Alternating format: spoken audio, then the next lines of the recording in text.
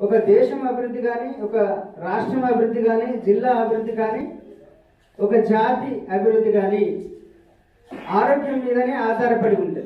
ఆరోగ్యమే కనుక లేకపోతే వాళ్ళకు అభివృద్ధి లేనట్టుగానే. అందుకని ఆరోగ్యానికి అంత ప్రాధాన్యత మానవ అభివృద్ధి సూచికలలో. ఒక ఐక్యరాజ్య సమితి అనే కాదు, అనేక మంది మేధావులు కూడా, మనకు బాలగోపాల్ పేరు మీలో చాలా మంది విని ఉంటారు, మీరు కలిసి పనిచేసి కూడా ఉంటారు. బాలగోపాల్ ఆదిలాబాద్లో మొట్టమొదటి ఆదివాసుల ఆరోగ్యం మీద చాలా కార్యక్రమాలు తీసుకున్నారు, చాలా అధ్యయనాలు చేసిండు. 2008లో నేను మొట్టమొదటిసారి ఆదిలాబాద్కి రావటం ఆ అవసరం గురించి బాలగోపాల్ భుజంగరావు గారు తీసుకున్నటువంటి ఆదివాసీల ఆరోగ్యం మీద అధ్యయనం చేయడంలో భాగంగా వేసినటువంటి ఒక ఫ్యాక్ట్ ఫైండింగ్కి 2008లో అసలు ఆదిలాబాద్ చూడటం నాకు మొదటిసారి, కేవలం ఆ అవసరం కోసం వచ్చింది. అట్లా 2009లో బాలగోపాల్ గారి చివరి ఫ్యాక్ట్ ఫైండింగ్ కూడా ఆదివాసీల ఆరోగ్యం మీదనే చేశారు, దాంట్లో కూడా నేనున్నా.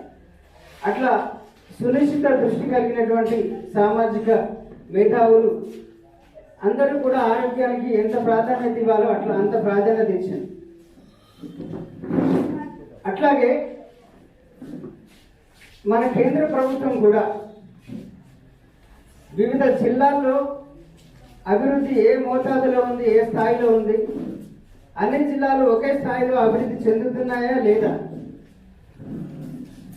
అనేటువంటిది అధ్యయనం కోసం ఒక కమిటీ వేసి దేశంలో ఉన్న 640-650 జిల్లాలలో అత్యంత వెనుకబడ్డ జిల్లాలు ఏవి, అత్యంత వెనుకబడ్డ జిల్లాలను కనుక మనం గుర్తిస్తే వాటికి అభివృద్ధిలో ప్రాధాన్యత ఇవ్వచ్చు అనే ఉద్దేశంతో ఒక కమిటీ వేసి దేశంలో అత్యంత వెనుకబడ్డ జిల్లాలను ఐడెంటిఫై చేయాల్సిందిగా కోరడం జరిగింది. వాళ్ళు 2016లో దేశంలో 115 జిల్లాలు అత్యంత వెనుకబడ్డ జిల్లాలుగా గుర్తించడం జరిగింది. 2017 కల్లా అన్న ఒక 14 జిల్లాలను తొలగించి, అంటే ఒక సంవత్సరంలోనే అభివృద్ధి చెందినాయని కావచ్చు, లేదా క్రమంగా ఇంతగానం అభివృద్ధి లేని వెనుకబడ్డ జిల్లాలు ఉంటే చెప్పుకోవడానికి బాగా లేదని కావచ్చు, ఒక సంవత్సరం కల్లా ఒక 14 జిల్లాలను తీసేసింది. 2017 కల్లా 101 జిల్లాలు దేశంలో అత్యంత వెనుకబడ్డ జిల్లాలుగా వాళ్ళు గుర్తించడం జరిగింది. అయితే అట్లా ఒక జిల్లా అభివృద్ధిని అంచనా వేయడానికి కూడా వాళ్ళు ఒక 5 అంశాలను తీసుకున్నారు. అంటే ఏ అంశాల ప్రాతిపదికన ఒక జిల్లా వెనుకబడి ఉంది అని చెప్పాలి అనేటువంటి దానికి కూడా వాళ్ళందరూ కమిషన్ మేధావులంతా కూర్చొని 5 అంశాలను తీసుకున్నారు. దాంట్లో మొట్టమొదటి అంశం ఆరోగ్యము, పోషకాహారం. ఈ రెండు ఒక అంశం. రెండవ అంశం విద్య. మూడవ అంశం భూమి లేని కుటుంబాలు ఎన్నున్నాయి అంటే ఆదాయానికి సంబంధించి. నాలుగవ అంశమే మౌలిక సదుపాయాలు, రోడ్లు, కరెంటు, ఇట్లాంటి నీళ్ళు. కాబట్టి ఏ రకంగా చూసినా కూడా మానవ జాతి మనుగడకి కానీ అభివృద్ధికి కానీ ఆరోగ్యంతో అంత సంబంధం ఉంటుంది. ఎందుకంటే అసలు ఆరోగ్యంగా లేకపోతే వాడు మనిషి యొక్క జీవితకాలమే తగ్గిపోతుంది. మనిషి చచ్చిపోయిన తర్వాత వాడికి ఎంత డబ్బున్నా, ఎంత అభివృద్ధి చెంది ఉన్నా కూడా అది వృధాగానే. కాబట్టి మనిషి వ్యక్తిగతంగా కానీ, కుటుంబం కానీ, జాతి కానీ, రాష్ట్రం కానీ, దేశం కానీ అభివృద్ధి చెందింది అని చెప్పాలంటే వాళ్ళకి ఆరోగ్యంలో, ఆరోగ్య రంగంలో వాళ్ళు మంచి స్థానాలలో ఉండాలి. కాబట్టి ఆరోగ్య రంగానికి అంత ప్రాధాన్యత ఉంటుంది. అయితే మనం ఈరోజు ఆదివాసుల ఆరోగ్యం గురించి, ఆదివాసీ ప్రాంతం కాబట్టి ఇక్కడ మొత్తం ఆదివాసులు కాదు, ఆదివాసులు ఇతరులు కూడా ఉంటారు. కానీ అందరి ఆరోగ్యం తీసుకున్నా కూడా, ప్రత్యేకించి ఆదివాసుల ఆరోగ్యం తీసుకుంటే కూడా మనకు భారతదేశంలో సగటు జీవితకాలం ఈరోజు 69 సంవత్సరాలు. ఇది మనకు 1947లో స్వాతంత్రం వచ్చినప్పుడు 31 సంవత్సరాలు ఉండేది. ఈ 70 ఏళ్ల కాలంలో క్రమంగా దేశంలోని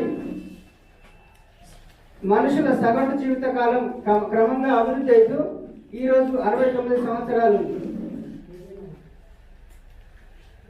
కాబట్టి కానీ ఇది దేశంలో సగటు జీవితకాలమే కానీ ఆదివాసులకు 69 సంవత్సరాలు కాదు. అనేక అధ్యయనాల ప్రకారం ముఖ్యంగా మన దేశంలో నేషనల్ శాంపుల్ సర్వే అని ఒకటి కేంద్ర ప్రభుత్వం చేస్తారు. దాని ప్రకారం ఆదివాసీలు సంపన్న వర్గాల కంటే 17 సంవత్సరాలు ముందుగా చచ్చిపోతున్నారు. ఈ దేశంలోని ముస్లిమేతర అగ్రకుల పురుషుల కంటే ఆదివాసీలు ఎస్టీలు 17 సంవత్సరాల ముందుగా చనిపోతున్నారు. అంటే ఒక అగ్రకుల స్త్రీ కంటే దళిత స్త్రీ 14 సంవత్సరాల ముందు చనిపోతున్నారు. సంపన్న వర్గాల కంటే పేద వర్గాలు 5 సంవత్సరాల ముందు చనిపోతున్నారు. కాబట్టి ఆరోగ్యానికి మన కులము, మన మతము, మన ఆర్థిక స్థాయి, విద్య కలిగినటువంటి వాళ్ళు అంటే లిటరేట్ మెనికి, ఇల్లిటరేట్ మెనికి కూడా ఒక అధ్యయనం చేయడం జరిగింది. చదువుకున్నటువంటి మనుషుల కంటే కూడా చదువురాని కుటుంబాల్లోని మనుషులు 5 సంవత్సరాల ముందు చనిపోతున్నారు. కాబట్టి దేశంలో సగటు జీవితకాలం పెరిగితే మనం ఆ స్థాయిలో ఉన్నట్టు కాదు. వివిధ వర్గాలలో, వివిధ ప్రాంతాలలో చాలా తేడా ఉంది. హైదరాబాద్లో ఉన్నట్టుగా, సంపన్న వర్గాల్లో ఉన్నట్టుగా అన్ని ప్రాంతాలలో అభివృద్ధి రాలేదు అనే దానికి ఇప్పుడు చెప్పినటువంటి గణాంకాలు ఉదాహరణ. కాబట్టి అట్లాగే సంపన్న వర్గాల్లో కానీ మైదాన ప్రాంతాలలో ఉండేటువంటి వాళ్ళకు ఉండే ఆరోగ్య సమస్యలు వేరు, ఆదివాసీ ప్రాంతాలలో ఉండే వారి ఆరోగ్య సమస్యలు వేరు. మైదాన ప్రాంతాలలో ముఖ్యంగా నగరాలలో, నగర జీవితంలో ఉండేటువంటి వాళ్ళు చనిపోవటానికి ఉండే కారణాలు వేరు, ఆదివాసీ ప్రాంతాలలో మనుషులు చనిపోవటానికి ఉండే కారణాలు వేరు. ఆదివాసీ ప్రాంతాలలో మనుషులు మురికి నీళ్లు తాగి, పాసిపోయిన అన్నం తిని, సరైన పోషకాహారం దొరకక, అడవిలో కట్టలు కొట్టుకోవడానికి వెళ్తే గుంటలకు దాడి చేసి చనిపోతాం, లేదా పాములు కరిచి తేళ్లు కుట్టి చనిపోతాం.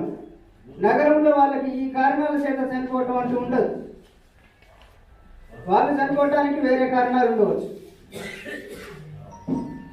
జనరల్గా నగర ప్రాంతాలలో కానీ మైదాన ప్రాంతాలలో వాళ్ళు చావు గురించి 3 కారణాల గురించి జాగ్రత్తలు తీసుకుంటాం. ఒకటి, మన క్యాన్సర్ వస్తే మనం చచ్చిపోతాం, అది రాకుంటే బాగుంది అనుకోండి. యాక్సిడెంట్లు అయితే కూడా మనం చనిపోయే ప్రమాదం ఉంది, యాక్సిడెంట్లు జరగకుండా చూసుకోవాలి. మూడవది, గుండెపోటు లాంటి జబ్బులు వస్తే చచ్చిపోతాం. ఈ 3 కారణాలతోనే మైదాన ప్రాంతాలలో ఉండేటువంటి వాళ్ళు కానీ, నగరంలో ఉండేటువంటి వాళ్ళు కానీ, సంపన్నులు కానీ వాడికైనా క్యాన్సర్ వస్తే రావాల్సిందే కానీ చేసేది ఏం లేదు అని తీవ్రతను బట్టి. అక్కడ ఈ 3 కారణాల గురించే భయపడతారు ఎవరైనా కూడా. కానీ ఆదివాసీ ప్రాంతాలలో అట్లా కాదు. వాళ్ళు తేలు కుట్టి చనిపోవచ్చు, పాము కుట్టి చనిపోవచ్చు, డెలివరీకి కూడా ప్రసవం కష్టమై చనిపోవచ్చు, ప్రసవం సమయంలో షిఫ్ట్ చేసే కాలంలో మధ్యలో కూడా చనిపోవచ్చు. కానీ ఆదివాసీ ప్రాంతాలలో ఇట్లా చనిపోవడానికి చాలా కారణాలు ఉన్నాయి. కాబట్టి అదనపు కారణాలు ఉన్నాయి, అందుకని ఎక్కువ మంది చనిపోతూ ఉంటారు. మేము ఈ మధ్య కాలంలో పొలం కుటుంబాలను కూడా తిరిగి చూడటం జరిగింది. అన్ని ఆదివాసీ తెగల కంటే కూడా పొలంలో మరీ వెనుకబడి ఉండి వాళ్ళ పరిస్థితి మరీ అధ్వానంగా, మరీ దారుణంగా ఉంది. వాళ్ళలో సగటు జీవితకాలం బహుశా 35 సంవత్సరాలు ఉంటే గగనం. మనుషులు మన ఎరుకలో కూడా, మన అనుభవంలో కూడా సంపన్న కుటుంబాల దగ్గరికి వెళ్తే 50 సంవత్సరాల ఉన్నటువంటి వాళ్ళ ఇళ్లలో కూడా వాళ్ళ తల్లిదండ్రులు ఇంకా బతికే ఉంటారు చాలా కుటుంబాలలో. కానీ ట్రైబల్ ప్రాంతాలలో లేదా వెనుకబడినటువంటి ప్రాంతాలలో 50 సంవత్సరాలకే చనిపోవడం దాదాపు దాంట్లో మ్యాక్సిమం 50 సంవత్సరాలకు అటు ఇటుగా చనిపోతాను. 50 సంవత్సరాల మనుషుల యొక్క తల్లిదండ్రులు బ్రతికి ఉండటం అనేది ఆదివాసీ ప్రాంతాలలో మనకు తక్కువ కనిపిస్తుంది. కాబట్టి ఆదివాసీ ప్రాంతాలలో నివారించదగ్గ అనేక కారణాలతోటి కూడా మనుషులు చనిపోతున్నారు. చిన్న చిన్న కారణాలతో కూడా చనిపోతున్నారు. అంటువ్యాధుల సోకి చనిపోతున్నారు. పోషకాహార లోప సమస్యలతో చనిపోతున్నారు.